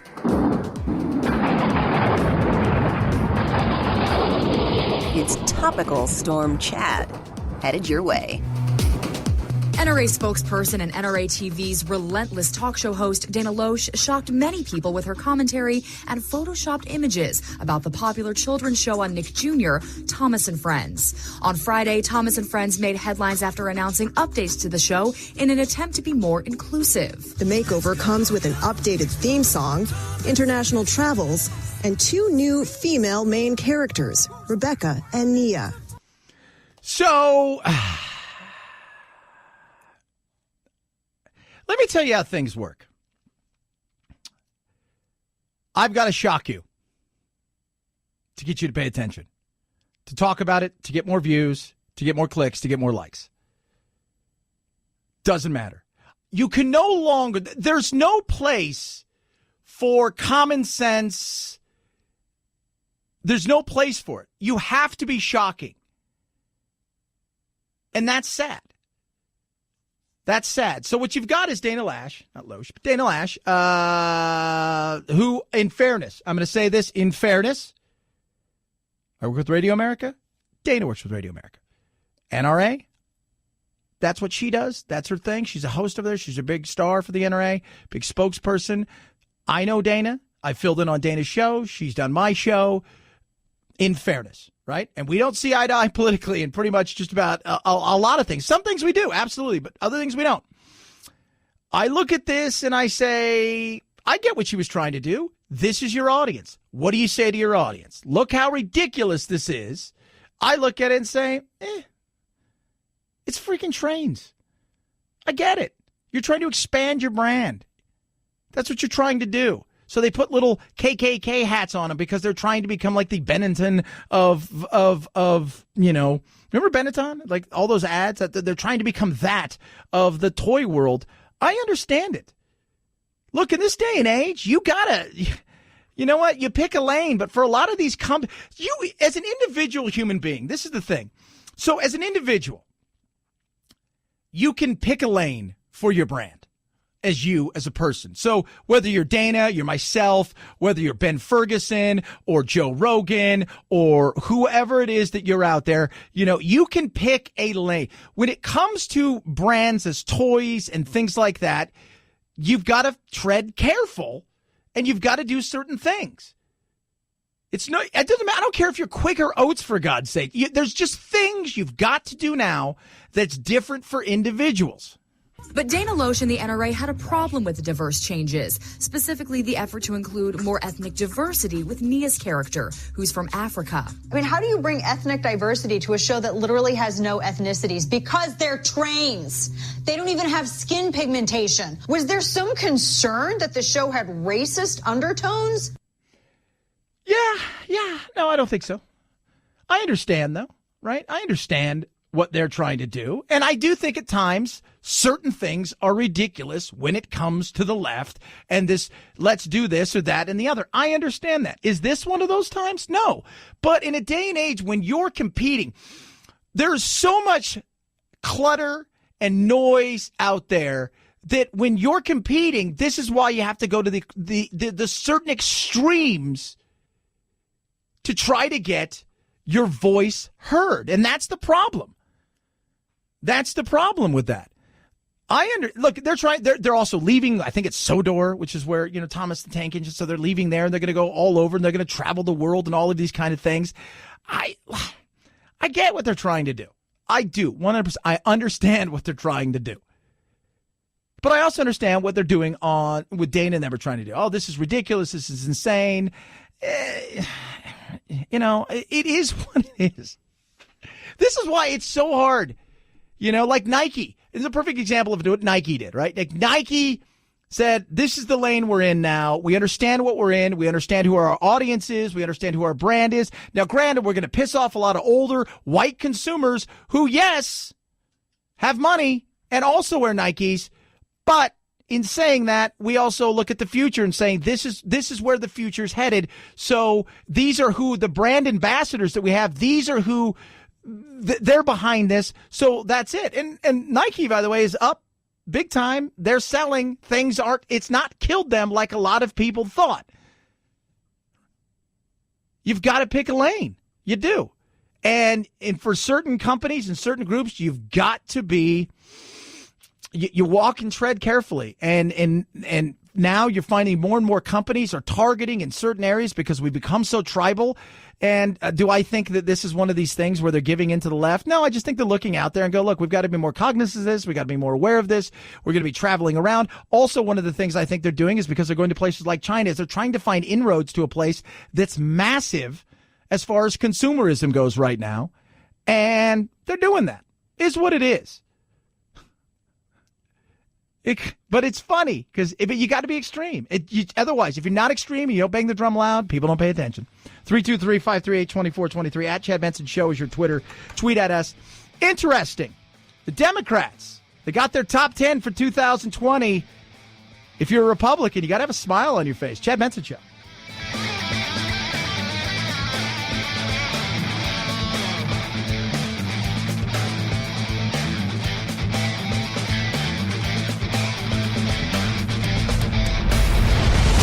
The Chad Benson Show.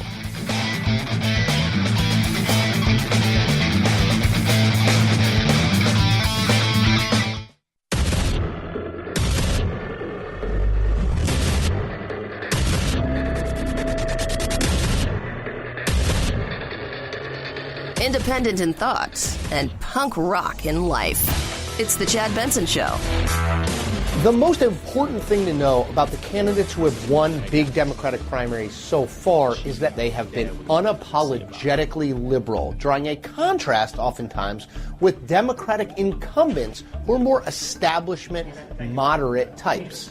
All right, so 2020, and people are already talking about it, you have to, because the fact is now is the time that you start throwing your hat in the ring for 2020. Because it's, as we have seen, it's a slog. It is a long haul. It is a marathon. It is not a sprint. And they've come out with the top Democratic contenders.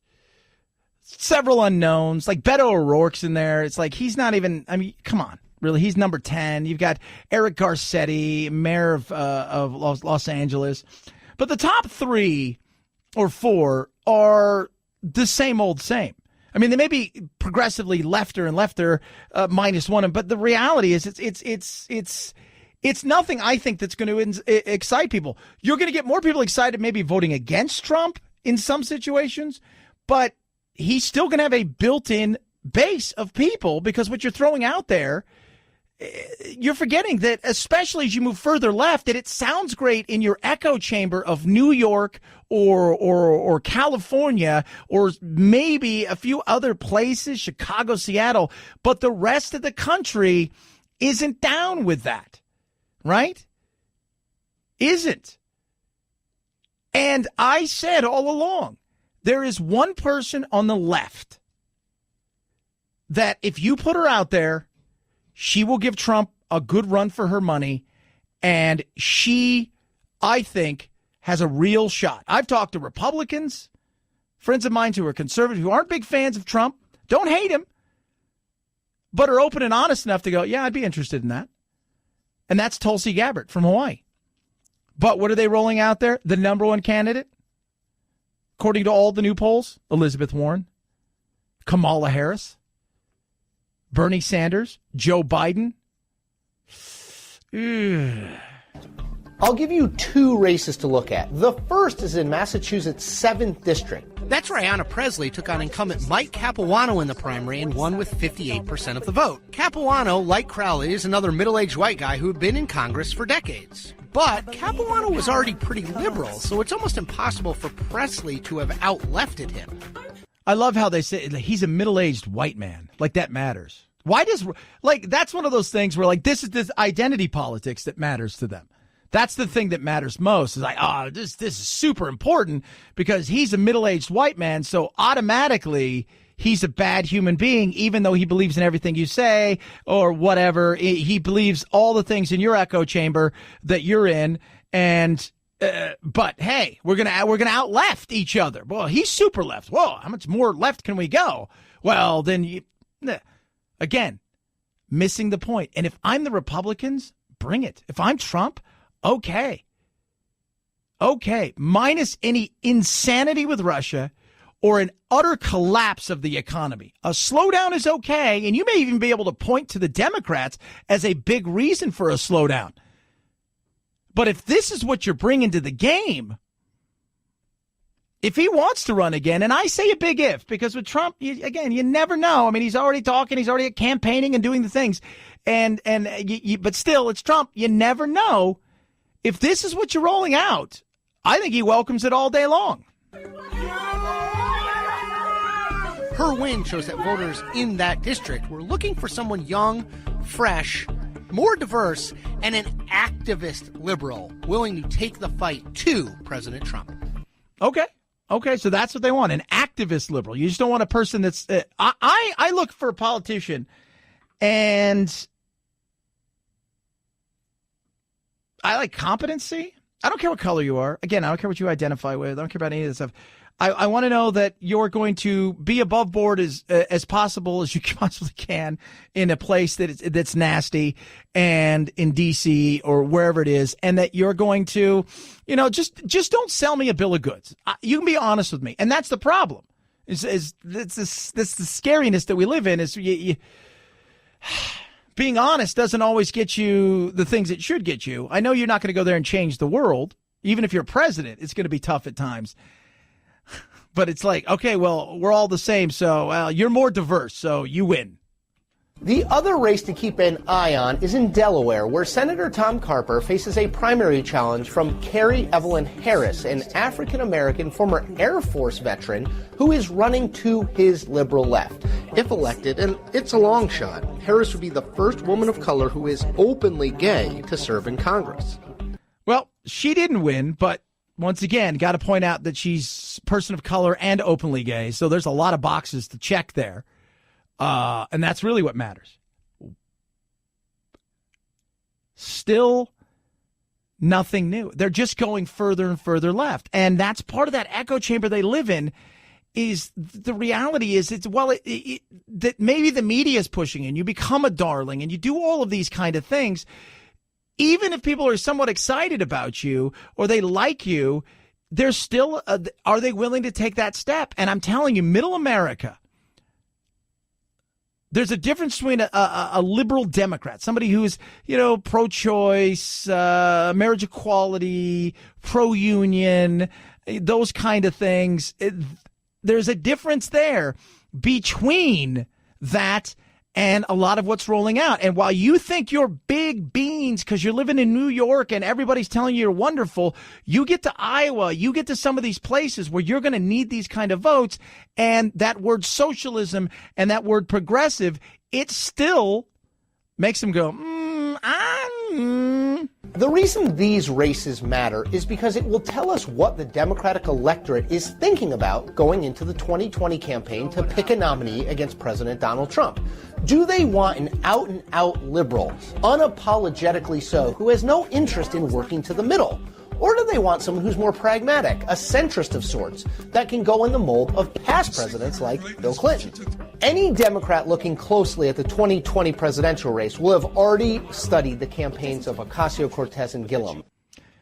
Well, first of all, Gillum, who is leading in Florida, by the way, but he may win and lose at the same time because, for those of you who don't know, he's also under investigation federally for corruption and stuff like that. But take all of that away, this is going to be important of where they want to go. Is it this now Elizabeth Warren's party? Is it now Bernie's party? Is it now Elizabeth Warren's in the lead? Partly because while she talks a lot like Bernie, she still identifies as a Democrat. And like it or not, people out there on the left, socialism is a scary word, no matter how you try to spin it. No matter how you try to spin it, progressivism, socialism to somebody in Cedar Rapids, right? To somebody in Cleveland, Ohio, to somebody where you're going to be really counting on them is a scary word. And while Democrats may not be thrilled about the wall, do want common sense immigration reform. They don't look at ICE as an enemy, may not be thrilled by ICE, but they recognize there's a place for an organization, an agency like ICE that needs not let's abolish ICE, let's get rid of this. That's what they're looking at. And if you're going to roll a lot of this stuff out, I'm telling you, if I'm Trump, I'm just like, go for it. Sounds like a plan to me. This will be a win. I'm okay. You're screaming more regulation. You're screaming this. You're screaming that. And you're talking about a lot of this stuff that doesn't resonate. They're saying, I'm fine with pro-choice. I'm fine with marriage equality. But some of the other stuff I got real problems with because I see you making government the centerpiece of our life is where you want to take it. And it sounds like something you want to do when you go back to your districts and everybody's patting you on the back and you think it's like this everywhere else because somebody has a D by their name and you'd be surprised that that's not it. It's not. But he said a word in there, moderate.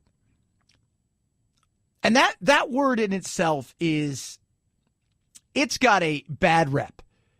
Because in this day and age, and I say to myself, is there a place for moderates? And by moderates, you say that in a centrist, whatever you want to call it, an independent. I think there absolutely is. 100% there is. But it's who is that person that's going to lead the way? Is there a place like that? Yes, 100%. And being a moderate is not a bad thing. And the way they make it sound is if you're apathetic or you just want everybody to like you. No, I don't care if people like me. Right? I'm going to give you my opinion. And because I went one way on a subject that you go another way, there's 10 things. I went your way 6 times. I went another way 4 times. You hate me. Oh, you're a moderate. No, I'm an independent free thinker. I approach everything as a singular issue to look at. It's tough out there. It is. But if you're going to build something, right, if you're going to build something now and you're going to be somewhat of a moderate, let me tell you how you do it. Cult of personality. You've got to be big. You've got to be bold. You've got to be strong. Trump won for a lot of reasons. One of them was cult of personality. He walked into the room and he owned it. Jeb Bush like a deer in headlights who didn't want to be there. John Kasich, who I like I voted for John Kasich. I knew he wasn't going to win, partly because he's a floppy fish. He is, right? He's just, He's a moderate. Well, if he was big, if he was bold, if he was loud, he was in your face, even though he was moderate, it's his personality that grabs you. He can make you think. That wins a lot. And in a day of reality television, and in a day of where we look at cult of personality in a much bigger way, and that every human being is building a brand and doing all of these things, if you can capture with your personality the message behind it, that it will resonate more with people. It will. And that is vitally important. Absolutely. So being somebody who can look at both sides of the aisle and then take a stand, because this is the thing. This is where moderates in many ways are far more extreme or centrist or whatever you want to call independent thinkers, because people who are willing to take a stand and to go against against something, 1 minute you're over here in this camp, and the next minute you can also talk about this camp and be over here in this camp. You go and you're both enemy and friend at the same time. Unfortunately, in this tribalism, that is tough to do.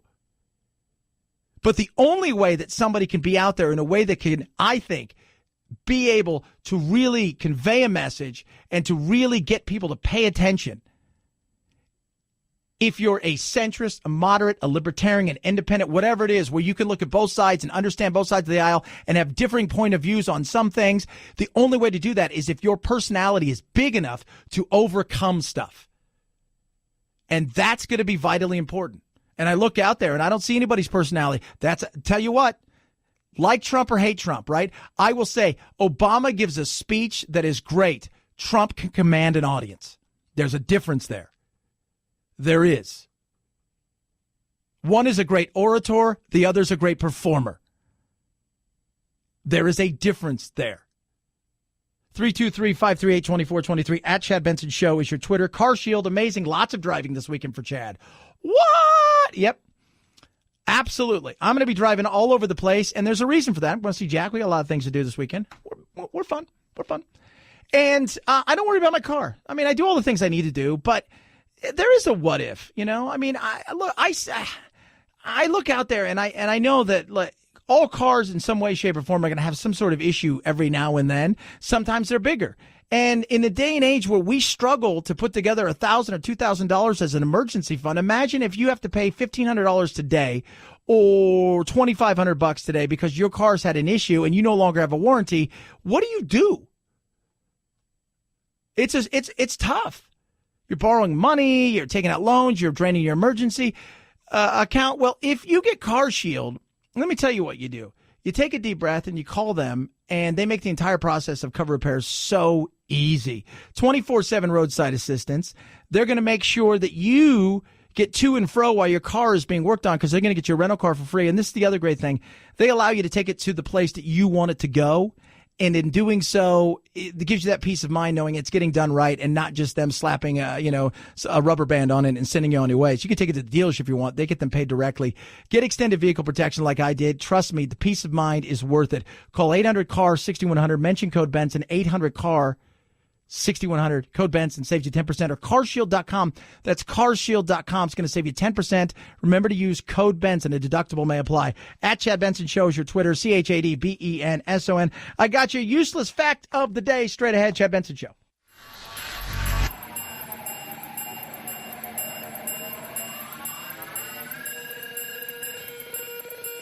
Set Chad straight. Text the show, 323-538-2423. That's 323-538-CHAD. Someone has to do it. Might as well be you. The Chad Benson Show.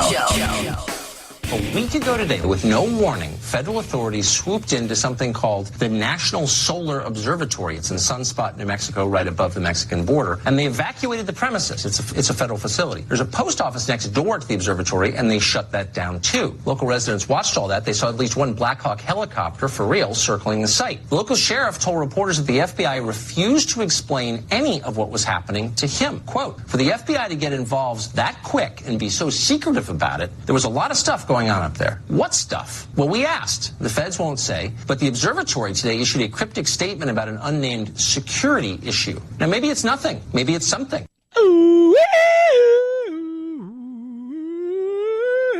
Did they find something? Did somebody send them a message? This is where this is the fun conspiracy stuff. Let's have fun with this. right? Like, I saw Predator last night. I know how this works, right? They got to kill everybody that worked there because they saw something, and it's over. They don't do the Men in Black thing where they hold the little thing up and no, they just kill you. That's how they wipe your memory. What? Yep. Just saying. Let's go with that conspiracy theory. 323-538-2423 at Chad Benson Show is your Twitter. Got your useless fact of the day coming up, and you're going to want to hear this one, Dollar Shave Club. So last night I stayed in my hotel, and I took out all my travel Dollar Shave Club. It looked like I was they had set it up for me. There was so much of it. That's what you can get. They got a Daily Essential Starter Set that's out right now that is incredible. There's a few of them. You get to choose. $5, free shipping. After that, products ship at normal price. The razors are amazing. You know that, right? I don't care what you're doing. Let's just say, for the sake of argument, you're a swimmer. You're a guy or a gal, but you like to shave your body because, yeah, you smooth in the whole 9 yards. Dollar Shave Club, kids, right? You got rough hands? They got stuff for that. Big Cloud Good Shake Hand Cream. Yeah, best stuff. I got Boogie's specific pomade right now. It's good. It's good. Doesn't matter what it is. Shower, shave, they got it. You're covered. Join today. $5, free shipping. DollarShaveClub.com/Chad.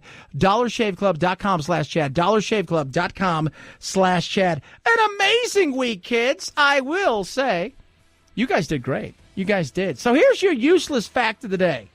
Scientists, and yes, Buddhists, have been working on what is the likelihood and the odds of you or I being on planet Earth. Are you ready for this?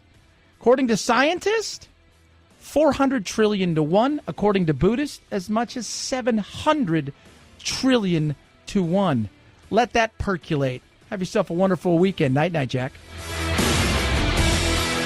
This is the Chad Benson Show.